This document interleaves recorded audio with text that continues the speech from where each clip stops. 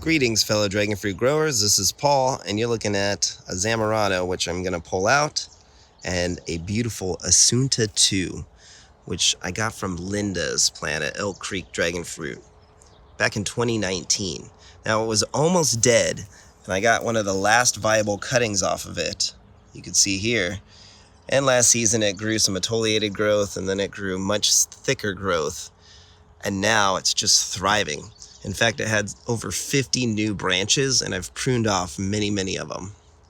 Now, this variety is really important because it's really sweet, it's uncommon, and I have some good news is that the mother plant didn't die, although it's rather sickly right now, and I am gonna go save it and bring it here and pot it here in this trellis setup with this other ASUNTA 2 that I have here. So I'm bringing its mother home. I'm excited. I'm gonna go show you how I do that. Should be an interesting day. So let's go get the mother plant.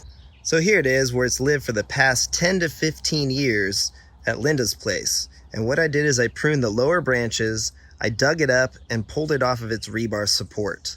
And then I was able to lift it into the truck bed. Now you can see that it has beautiful flowers, and I've taken pictures of it since 2019.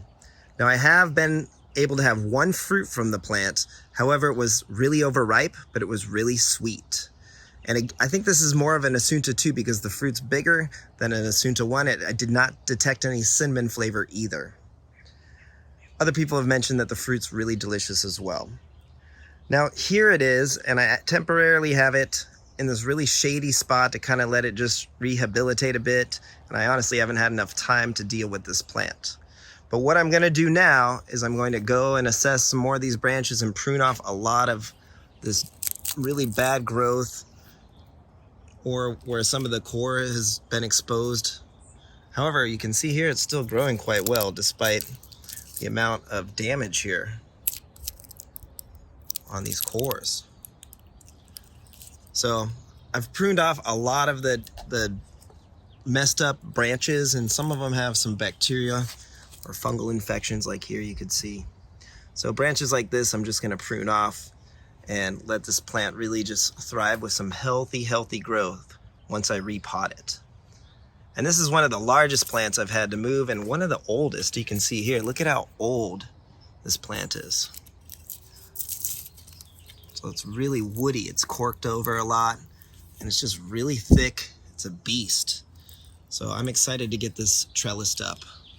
You can see how this ranch did their trellis design.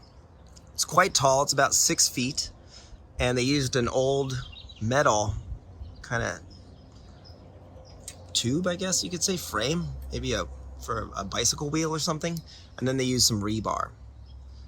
And what they did is they used 2x4s and they cut those in half to 2x2s and then placed about a 4-foot rebar, half-inch rebar post into the ground and just tied it with some wire onto it. And that it held these plants up pretty well for about 15 years before it started to have some of them fall.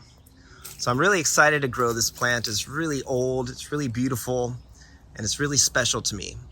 So I'm really stoked to have it. So give us a like and a subscribe. Thanks for your time. Have yourself a wonderful day. Take care. Thanks for watching. And I can't wait to show you some of these flowers in full bloom on this plant very soon.